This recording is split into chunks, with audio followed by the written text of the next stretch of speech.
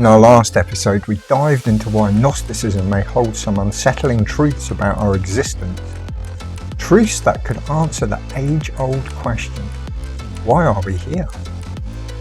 We precariously traversed how science may be identifying the mechanisms behind a control system Gnostics outlined centuries ago, a mechanism entwined into the very fabric of our existence. Today, we will be looking into how the phenomena of UFOs and the belief in reincarnation weave deeper into this elaborate tapestry of deception and control. Tapestry designed to keep divine spark, us humans, trapped in a simulated reality as a psychic food source for the demiurge and his demonic entourage, building an unsettling understanding of how our reality just might be. An understanding that may well be all you need at the end of the day. But what exactly does the holographic universe and the demiurge have to do with reincarnation and UFOs? Let's find out.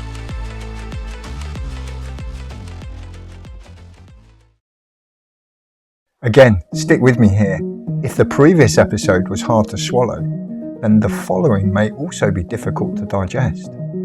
But as a thought experiment, as a pushing of the boundaries of what just might be, what do you have to lose? Besides your grip on reality, that is. So, let's dive into the fascinating possibility of reincarnation and some of its not so obvious ramifications. Despite any preconceptions or reservations you may have about reincarnation, it is embedded within many ideologies, belief systems, cultures, and religions throughout the world, and has been for many thousands of years. Buddhism, of course, being the main reference point that comes to mind for most people when they think about reincarnation. But reincarnation is also an intrinsic element in many different cultural and religious systems. Hinduism, Sikhism, Jainism, certain Judaic, Christian and Islamic sects also entertain the notion, along with many indigenous, Aboriginal, pagan and New Age belief systems. Reincarnation is generally well understood and a recognisable belief. However, just as a quick refresh in simple terms, as this is how my head explores things, reincarnation supports the belief that when our bodies cease to be, our soul and spirit is recycled into a new physical form. Now, this is a very oversimplification that does not do the intricacies, ceremony and reverence embedded into the fabric of each particular philosophy and system the due justice they deserve. Details aside for a moment, whether we return as a human, an animal or a worm, the notion that when the physical body dies, our life essence does not end and is re-established in the material world is a well understood idea and a widely practiced belief system. But I hear you screaming, what does any of this have to do with the idea of a simulated reality? Well, without too big a leap, by the end of part 1, we had, to a greater or lesser degree, come to understand the possibility that we could be living in an illusionary reality generated to keep us trapped, to keep divine spark ensnared in a life of suffering, in order to quell Yaldabaoth and his dark servant's insatiable appetite for low vibrational negative energy, the type of energy created from despair, hate, fear, loneliness, misery, suffering. You get the picture. Now, reincarnation is potentially a very hard concept to digest for beings who have no memory of past lives or the processes that may take place in between. But in short, and in terms of divine spark being trapped within a three-dimensional imperfect realm, reincarnation can be thought of as a fully automated and functioning recycling machine, one in which ensures divine sparks return to this material realm. We are born, we live a life, we die, repeat. A mechanism that keeps divine spark locked in a loop and trapped in this imperfect copy of prime reality. From this perspective, reincarnation can be seen as an endless wheel of suffering that supplies an all-you-can-eat buffet for Yaldabaoth, the Archons, and a host of other low vibrational entities feeding off the crumbs from their table. But remember, In this idea about the universe we are exploring, we are faced with its architect. We are dealing with the demiurge, the master of illusion, the god of lies, the almighty deceiver. With that in mind, reincarnation should be seen as just another process of deception on a very long journey littered with them. But there are rules. It would appear there are universal laws that even Yaldabaoth dare not break, and free will is one of them. Divine spark, our spirit, our energy, and its interactions, its karma, contracts, cords, whatever way you choose to describe such things, remain wholly governable by free will. In simple terms, we always have the right to choose how we proceed, and what happens after our bodies fail to work is no different. Free will reigns supreme. And that's where deception and illusion serve Yaldabaoth and the Archons well. Once passed over, it seems that we do have to agree to come back. We cannot be forced to do this, to reincarnate in another body and return to this imperfect copy of prime reality. We have to agree to do it, to choose to do it even. However, the deception and manipulation of the demonic machine literally knows no bounds, and we can and are tricked into coming back. Apparently, that is. And I say apparently because I personally have no current recollection of past lives or in-between states, and take this understanding from others' accounts, other people that have been through this and reported what they found. But because of this universal law that is never transgressed, higher beings and interdimensional entities that might wish to help us escape its amnesic-laden bondage are kept from doing so. And how does Yaldabaoth keep from breaking the law of free will along the way? Well, by deceiving us into making the choice for ourselves, of course. The demiurge and his entourage only ever manipulate our perceptions. A manipulation that serves to deceive us, trick us into making the decision ourselves. Perfectly choreographed deception that leads us at the end of the proverbial day into making the decision to come back to the material world ourselves. After all, no other option is offered or seems to be available at that point. But we, Divine Spark, are never forced to make the choice to come back, simply steered toward it. Breaking the law of free will must come with some pretty hefty consequences if even Yaldabaoth and the Archons are afraid to do so. Nonetheless, to see how this tricking of us works, maybe a good place to start is by looking toward the technological world around us today.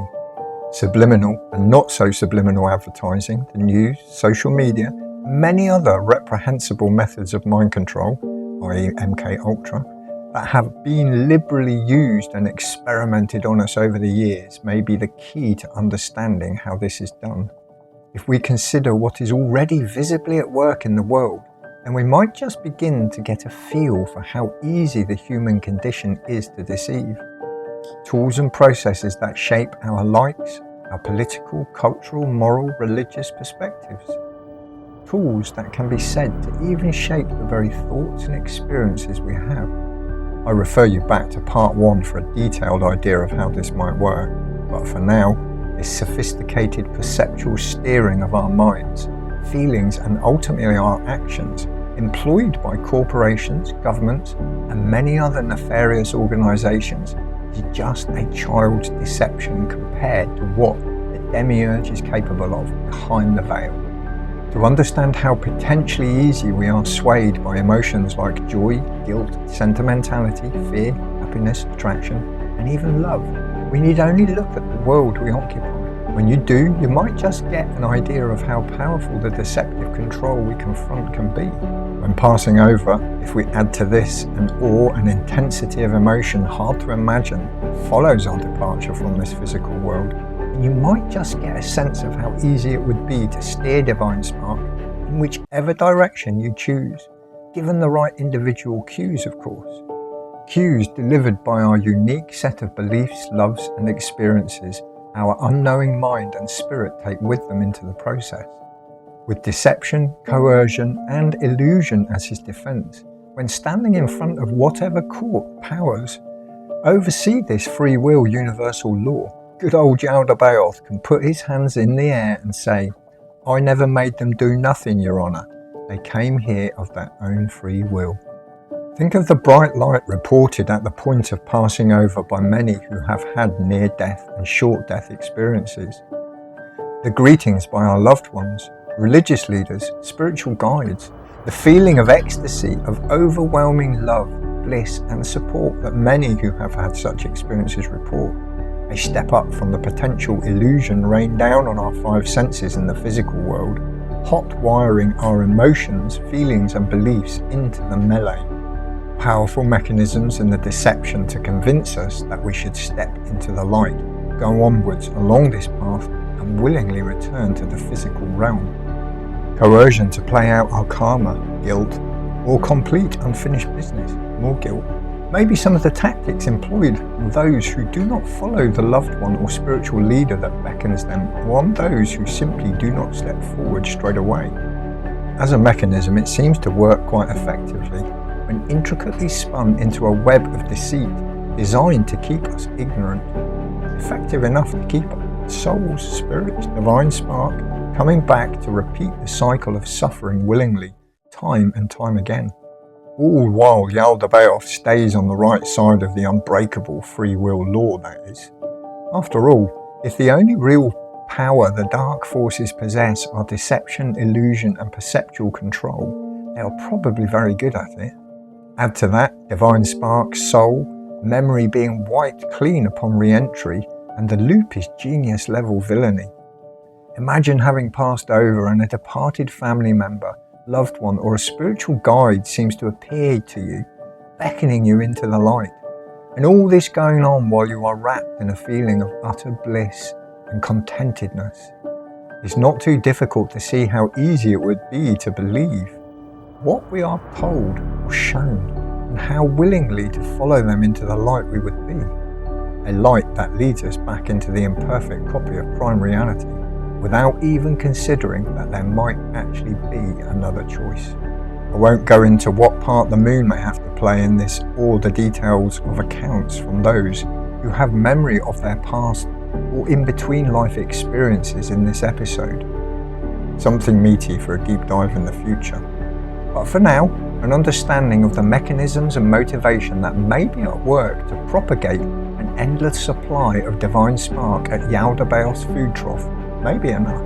But UFOs, what part do they have to play in this grand deception, in this elaborate illusionary conspiracy of confinement divine spark finds itself within?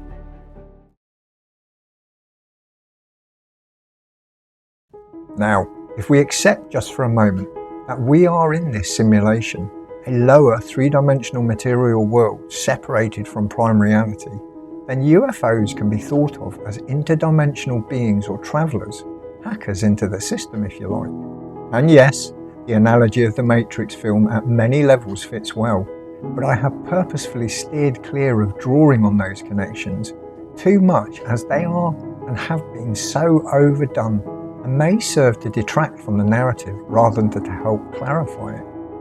Sidestepping into a deeper fabricated fiction, but I am fully aware of the connections and even the part they may have to play in shaping our subconscious to accept such ideas as we go forward. A further episode on how Hollywood may just be another perceptual control mechanism is on my to-do list though. But getting back onto the UFO phenomena, the notion that we may be being visited by otherworldly beings is an established idea in many cultures and countries around the world. From time immemorial, sightings of strange craft or alien beings with godlike abilities has shaped and influenced the development of our species from the word go. But understanding what might be going on and why is important progression in the model of the cosmos depicted here. How they fit into the holographic universe and the part the demiurge plays is a strategic step in gaining the knowledge to see the bigger picture in a little more clarity. There is a differentiation and clarity that needs establishing. I once heard explained that we can separate UFO human reversed engineered technology, of which I have little doubt there is aplenty, from that of genuine UFO encounters or sightings by one simple fact. If a UFO is seen in totality with sharpness and clarity, it is likely reverse engineered tech or craft owned by corporations managing dark projects on behalf of their governments to avoid legal scrutiny. Lockheed Martin, Boeing. Well, I think I'm safe to say their names at this point, as exposure of our channel hardly threatens to shine too big a light on their doings just now. However, if I do go missing next week or die under mysterious circumstances, you may just guess why. On the other hand, if a sighting consists of a materialization, blurriness, unfathomable observations that defy imagination, meaning things that our minds cannot fully decode or comprehend, then it is more likely a genuine encounter. In our scenario here, genuine UFOs and alien visitors can be thought of as journeying from higher dimensions to get here, to break into this reality. And so, the three-dimensional brain we use to decipher the signals of what we are seeing is not developed enough to translate fourth, fifth and higher dimensional spectacles into totality, particularly at their point of transition into or out of our lower three-dimensional space. It does seem that once they are here, some species can and do transition into full material beings. But, as I will go into in a little further, on some of these beings, I'm thinking of greys here particularly, have a vested interest in occupying a physical form. But why? Well, as already said, there is a lot to unpack here. But for now, it would be easiest to think of ourselves in this. If we are divine spark, ensnared in some lower dimensional trap, then there may be multiple motivations at work.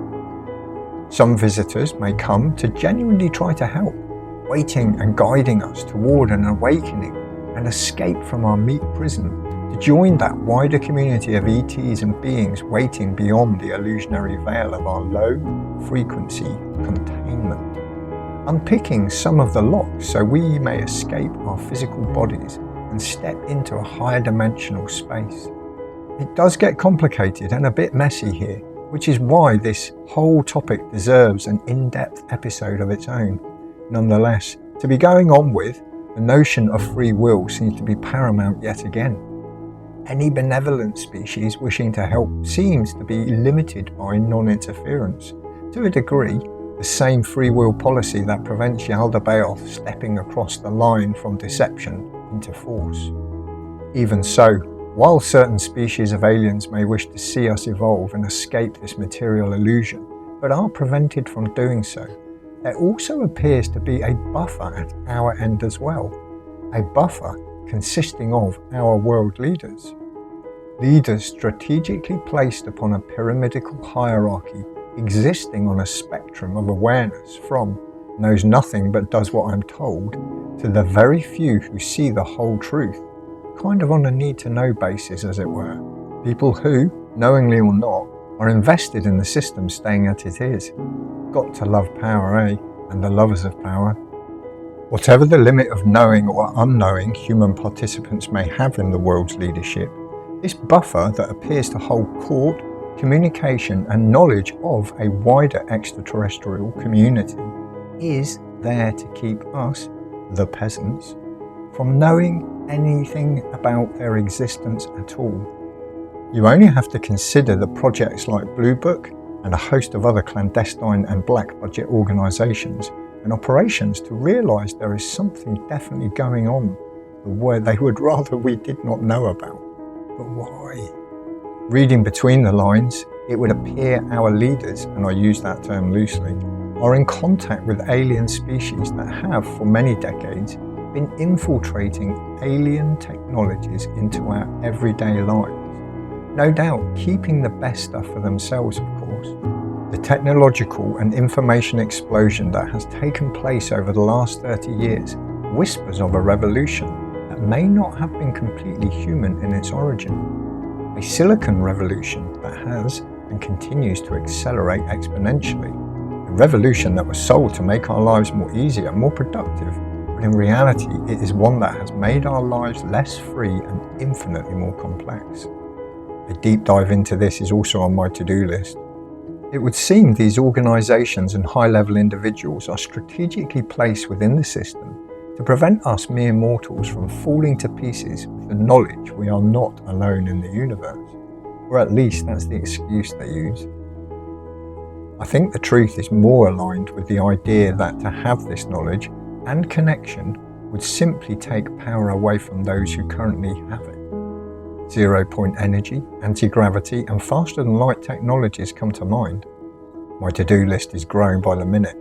Just consider the cliche in movies where disclosure is kept from the public domain for fear of widespread panic or hysteria, and I don't think you will be far off the self-justification in a broader sense. Although, as just said, not necessarily the truth in their motivations, but simply the excuse that maintains the status quo. A status quo that keeps the power structures as it is and in the hands of those who already have it. There would also appear to be alliances and agreements with certain ET species that do not have our best interests at heart, to put it mildly. Think greys, insectoids and reptilians here. In fact, some of these alien visitors appear to be the agents of the powers that seek to keep us ensnared here in the first place. Again, I'll save how Satanism, the Bohemian Grove and child kidnapping and human sacrifice fits into this elaborate deception for another episode. Be warned, that will be a particularly dark one. But for now, it's worth remembering that power corrupts and ultimate power corrupts ultimately. So with these opposing forces in the mix, benevolent entities, malevolent entities and our own compliant corrupted leadership, what is the outlook for us, for Divine Spark? Well, it would seem quite simple really, although simple should rarely be confused with easy.